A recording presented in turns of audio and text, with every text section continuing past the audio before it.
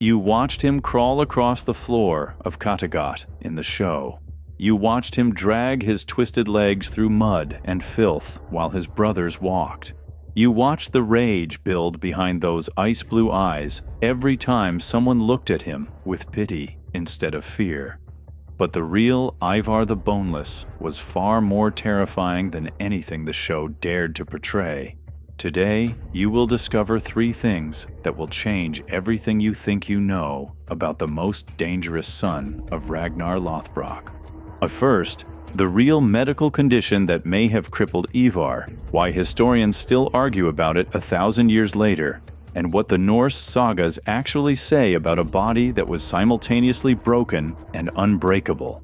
Second, how a man who could not walk engineered and commanded the Great Heathen Army, the largest Viking invasion force ever to touch English soil, personally directing the fall of 3 Anglo-Saxon kingdoms from a shield carried on the shoulders of his warriors.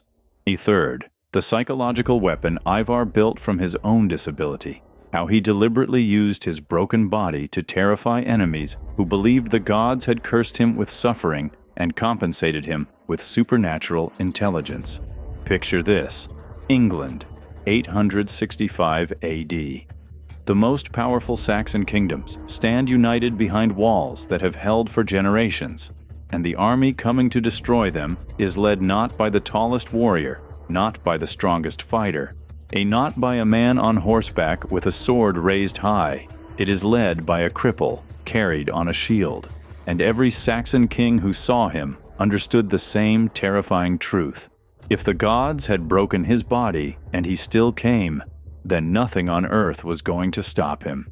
The warriors walked, the generals rode, but the man who could not stand conquered more of England than any Viking before or after him. His brothers had legs. Ivar had something more dangerous. He had a mind that turned every weakness into a weapon and every battlefield into a chessboard. This is the real Ivar the Boneless, and his story begins not with a battle, but with a body that refused to work. The sagas say he was born wrong. Ivar Ragnarsson entered the world sometime around 830 AD in Scandinavia, the youngest son of Ragnar Lothbrok and his wife Aslaug. The other sons came out screaming and strong. Ivar came out silent. His legs were twisted. His bones were soft. The midwives looked at Aslaug and said nothing because there was nothing kind to say. The Old Norse sources describe his condition with a phrase that has haunted historians for 1,000 years: Beinlausi, boneless. But what did boneless actually mean? Some historians believe Ivar suffered from osteogenesis imperfecta, brittle bone disease, a genetic condition where the bones form improperly, fracturing under the slightest pressure. A boy with brittle bones in a Viking warrior society. A child whose legs could snap from a fall that other children would laugh off. Every step a risk, every stumble potentially crippling. Others argue it was a severe form of joint hypermobility or a condition affecting the cartilage in his legs, leaving them flexible but useless for bearing weight. His legs existed but could not support him. They bent in directions that made grown warriors look away. And then there is the third theory, the most unsettling one. Some scholars believe boneless was not a medical term at all, but a description of how Ivar moved, that he dragged himself across the ground with his arms, his legs trailing behind him like dead weight, and to the Norse eye, he looked like a man with no bones in his lower body. Not a diagnosis, a description of horror. Whatever the exact condition, one fact is beyond dispute. Ivar could not walk. Now think about what that means in 9th century Scandinavia.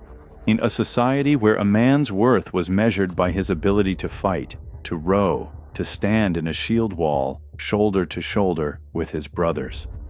A culture where physical weakness was not just a disadvantage, it was a spiritual judgment. The gods had marked you. You were less. Viking custom actually permitted the killing of disabled infants. A child born too broken to become a warrior could be exposed, left outside to die from cold and hunger. It was not considered murder. It was considered mercy. And did someone suggest this for Ivar? The sagas do not say directly, but the silence is louder than words.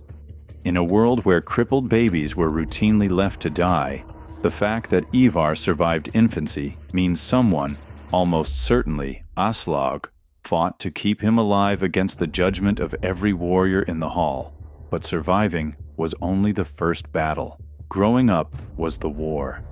Imagine being the son of the most famous Viking alive and being unable to stand. Imagine watching your brothers, Bjorn, Hvitserk, Sigurd, Ubba, train with swords and axes in the yard while you sat in the dirt, your legs folded beneath you at angles that made the servants wince. Imagine hearing the skalds sing about your father's conquests every night in the feast hall and knowing that by every measure of your civilization, you would never be worthy of a song. Was it this that created the monster? Was it the humiliation, the pity, the constant quiet evaluation in every warrior's eyes, measuring him, dismissing him, forgetting him? Something happened inside Ivar during those years. Something hardened, something calculated. While his brothers trained their bodies, Ivar trained the only weapon he had, his mind. The sagas describe a boy who watched everything, who listened to every conversation about tactics and strategy, who asked his father questions that grown commanders could not answer. Ragnar reportedly said of Ivar that if his body matched his mind, no man alive could stand against him. But Ragnar was wrong about one thing. Ivar did not need a functioning body to become unstoppable. He needed something else entirely. He needed an army willing to carry him. And when his father died screaming in a pit of serpents in Northumbria, Ivar got exactly that. When the news of Ragnar's death reached Scandinavia, each son reacted differently. Bjorn gripped his axe and stared at the sea. Hvitserk threw a table across the hall. Sigurd went pale and silent. Ubbi wept. Ivar smiled. Not a smile of joy, a smile of calculation. The cold recognition that his father's death had just given him the one thing he could never earn through physical strength: leverage. Every Viking in Scandinavia was now burning with rage at the Saxon king who had thrown Ragnar Lothbrok into a pit of snakes. That rage needed a direction, and Ivar intended to be the one pointing it. But first, he had a problem. And how does a man who cannot walk lead an army? The answer was the chariot, or more precisely, a modified war cart, a heavy wooden platform mounted on wheels, pulled by warriors or horses, designed to carry Ivar above the battlefield where he could see everything. Some sources describe him being carried on a large shield held on the shoulders of his strongest warriors. Others describe a specially built seat mounted on a frame that allowed him to survey the field from an elevated position. And the image is extraordinary. While every other commander in 9th century Europe led from horseback or from the front line of a shield wall, Ivar commanded from above, carried by his own men, unable to run, unable to retreat, visible to every warrior on both sides of the field. Was it a vulnerability? He turned it into the opposite. Think about what the enemy saw. Every other Viking commander could be identified by his armor, his helmet, his position in the line. But Ivar was unmistakable, the cripple on the shield. The broken man elevated above an army of thousands. The sight was not just unusual, it was deeply, psychologically unsettling. Saxon soldiers who had trained to face Viking warriors had no framework for a commander who could not stand yet refused to hide. And Ivar exploited this relentlessly. He understood something that no military textbook of his era could teach. Fear is not rational. Fear does not respond to logic. Fear responds to the uncanny, to things that should not exist but do. A crippled man leading an army should not exist, but there he was.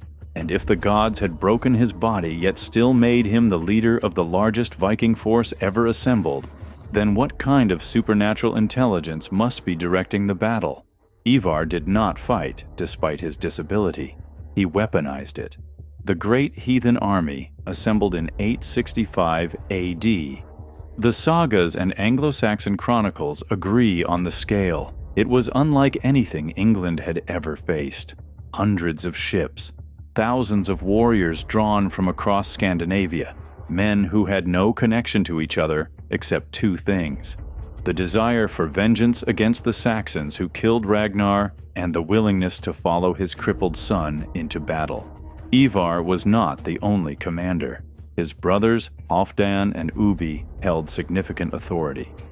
But the chronicles, both Norse and English, consistently identify Ivar as the strategic mind, the planner, the one who decided where to land, when to march, which kingdom to hit first, and how to exploit the political divisions between the Saxon kingdoms.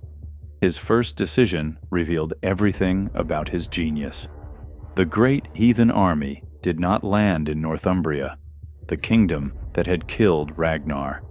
That would have been the emotional choice, the vengeful choice, in the choice every other son of Ragnar would have made.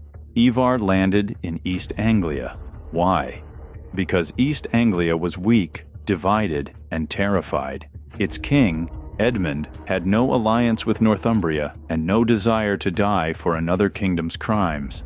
Ivar calculated that East Anglia would submit without a fight and provide the army with horses, food, supplies, and a secure base of operations. He was right.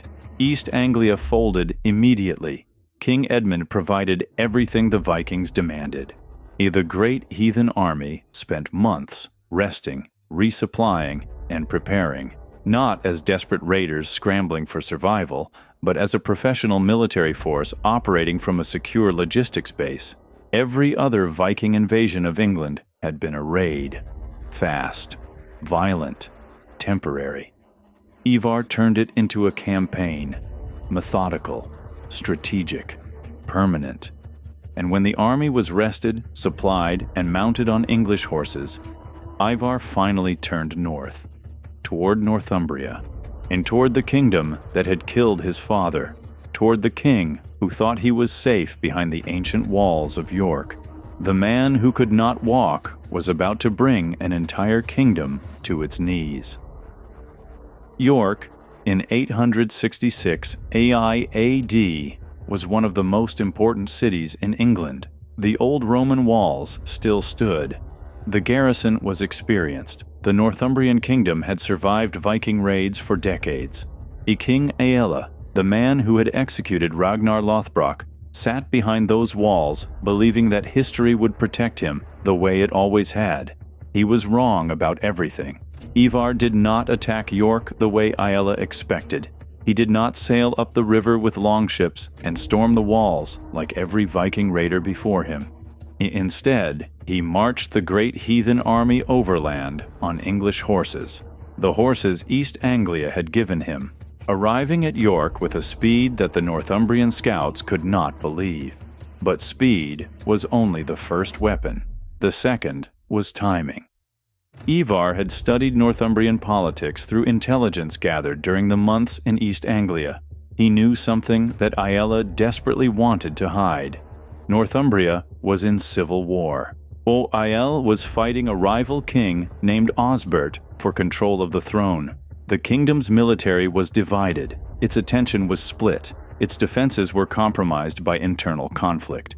Ivar did not just know this. He had waited for it. He had deliberately delayed in East Anglia not because the army needed rest, though it did, but because every week he waited was another week the Northumbrian Civil War weakened both sides.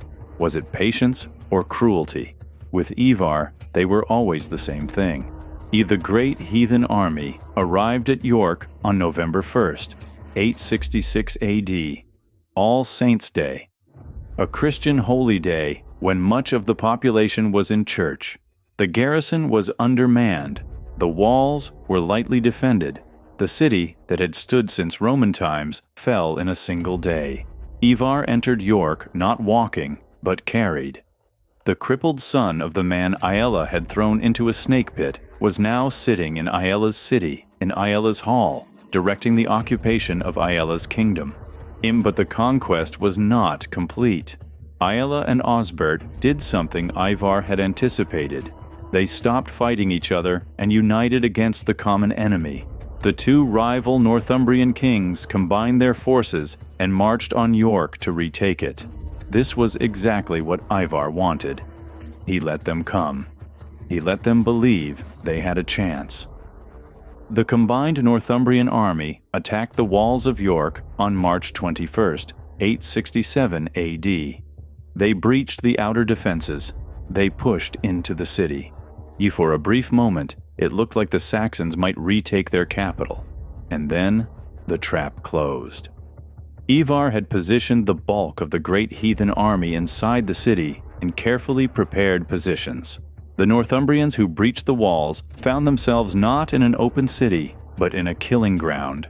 Narrow streets where their numbers meant nothing, prepared barricades where Viking warriors waited in organized formations, while a city that had been transformed from a defensive position into an offensive weapon. The Northumbrian army was destroyed. Both kings fell. Aella was captured alive. And now came the moment that every son of Ragnar had been waiting for. The sagas describe what happened next with vivid, terrible detail, the ritual known as the Blood Eagle. Aella was held face down. His ribs were cut from his spine and pulled outward to resemble the wings of an eagle. His lungs were drawn out through the opening and spread across his back. Did it really happen?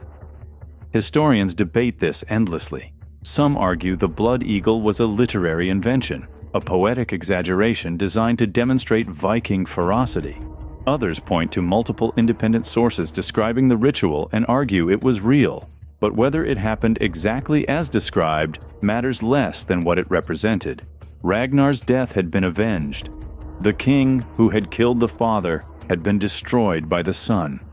And the son who did it was the one everyone had dismissed, the cripple, the boneless one, the boy they almost left outside to die. Ivar was not finished. Northumbria was just the beginning. The Great Heathen Army turned south. East Anglia, the kingdom that had cooperated with Ivar, that had provided horses and supplies, was next. King Edmund, who had bent the knee to avoid destruction, discovered that submission had only delayed the inevitable. The Vikings attacked East Anglia in 869 AD. Edmund was captured and executed. The chronicles say he was tied to a tree and riddled with arrows until his body resembled a hedgehog, then beheaded. A second kingdom fell, then Mercia, the great Midland kingdom of England. The Vikings invaded in 870 AD, driving King Burgred from his throne. He fled to Rome and died in exile. Mercia collapsed into a puppet state controlled by Viking appointees. 3 kingdoms, 3 years, 1 commander who could not walk. Only Wessex remained, the last independent Saxon kingdom in England. And its young king, a man named Alfred, was watching everything Ivar did and learning. But that war belonged to the future. In the present moment, Ivar the Boneless had accomplished something that no Viking commander before him had achieved. He had not raided England, he had not plundered it, and he had conquered it, systematically, permanently. 3 of the 4 great Anglo-Saxon kingdoms destroyed or subjugated by a man carried into battle on a shield. The warriors had their axes, the generals had their horses, but the cripple had the plan. And the plan had swallowed England whole. After England, Ivar turned his eyes toward Ireland. It was not enough to have conquered 3 Saxon kingdoms. It was not enough to have avenged his father. Ivar wanted something his brothers never understood, not just victory, but empire, not just raids, but permanent control over trade routes, ports, and the flow of wealth across the Viking world. Around 870 AD, Ivar arrived in Dublin. The Norse had maintained a presence in Ireland for decades, but Dublin was fractured, competing Viking factions fighting each other as much as they fought the Irish kings. Ivar imposed order with the same cold calculation he had used in England. Within months, he was recognized as the dominant Viking ruler in Ireland. The Irish chronicles call him Rex Normanorum Totius Hiberniae et Britanniae, King of the Norsemen of all Ireland and Britain. Think about that title. A man who could not walk was now recognized as the ruler of Viking territories stretching from Dublin to York, the largest Viking domain in Western Europe, controlled by a cripple who had been almost left to die as an infant. Was he satisfied? And the sagas suggest something darker, that Ivar in his final years became increasingly paranoid, increasingly isolated. The mind that had conquered kingdoms now turned inward, seeing threats in every shadow, betrayal in every whispered conversation. The same intelligence that had made him unstoppable on the battlefield was now consuming him from within. Ivar the Boneless died in 873 AD. The exact cause is unknown. The sagas offer contradicting accounts. Some say illness, and some say a sudden affliction that his broken body could no longer endure. He was approximately 43 years old for a Viking, ancient for a cripple in the 9th century. But even in death, Ivar engineered one final act of psychological warfare. The sagas record that Ivar ordered his body to be buried at the coast of England, facing outward toward the sea. He declared that as long as his bones guarded the shore, no enemy would successfully invade that coast. Was it superstition? Yes, was it madness? Or was it the final calculated move of a man who understood that fear outlives the body that creates it? The legend persisted for 2 centuries. When William the Conqueror landed in England in 1066, some chronicles claim he sought out Ivar's burial mound and had the bones removed and burned, because even 200 years later, the reputation of the Boneless One was powerful enough to concern an invading army. Here is the contradiction that makes Ivar impossible to forget. He was born into a civilization that measured men by their physical strength. He could not stand, he could not walk, he could not swing an axe or hold a shield wall. By every standard of his world, he should have been nothing, a forgotten cripple left to die in the cold. Instead, he became the most successful military commander of the Viking Age. He destroyed more kingdoms than his father. He conquered more territory than Bjorn. He outstrategized every Saxon general who faced him. And he did it all from a shield carried on the shoulders of men who chose to follow a mind they could not match. The show gave you a tortured genius dragging himself through the mud. History gave you something far more disturbing, a man who understood that the greatest weapon in warfare is not the sword or the axe or the army. It is the mind that directs them. And a mind does not need legs. His brothers could walk. Ivar could think. And in the end, thinking conquered more of the world than walking ever did. The bones are gone. The kingdoms he built have crumbled. But 1,000 years later, when historians study the Viking Age, one name still commands more fascination, more debate, and more fear than any other. Not the warrior, not the explorer, not the king, the cripple. If you want to discover more minds that reshape the world from the shadows, subscribe now, because the most dangerous people in history were never the ones you saw coming.